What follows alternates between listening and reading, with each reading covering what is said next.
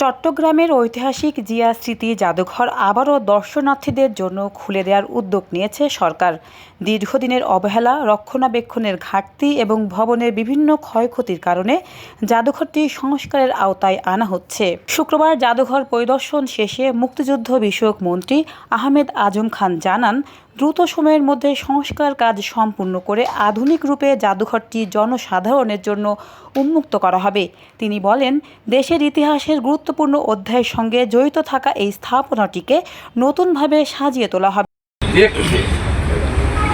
স্থাপনাগুলো তো ফ্যাসিবাদের আমলে ফ্যাসিবাদের যে ছোবল ছিল এই স্থাপনাগুলোর উপর, সেখানেও তো স্থাপনাগুলো ছিল, কিন্তু হঠাৎ করে 5ই আগস্টে স্থাপনাগুলোর উপরে এই যে ন্যাক্কারজনক হামলা, এটাকে আমি খুব দুঃখজনক বলবো। এই হামলাগুলো এবং এই দেশের এই সম্পদগুলো বিনষ্ট করবার অপচেষ্টা কারা করেছে, এগুলো আমাদের জানা দরকার। যেখানে সংরক্ষণ করা হবে সাবেক রাষ্ট্রপতি জিয়াউর রহমানের ব্যবহৃত বিভিন্ন স্মারক ও নিদর্শন।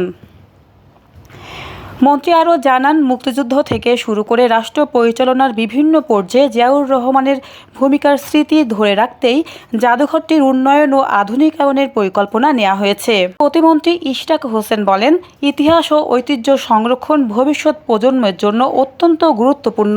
আগস্টের পর এই স্থাপনায় ব্যাপক ধ্বংসযজ্ঞ চালানো হয়, ভাঙচুর চালানো হয়। তো আমার প্রশ্ন যে 5ই আগস্ট যখন স্বৈরাচারী খুনি হাসিনা পালিয়ে গেল, তারপরে কেন এই স্থাপনার উপরে হামলা করা হলো, কারা করলো, সেটা কিন্তু আমাদের ভেবে দেখতে হবে।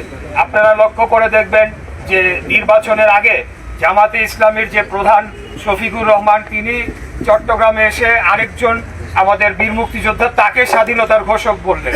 এই ধরনের ন্যাক্কারজনক ঘটনা আমরা কোনোভাবেই মেনে নেব না।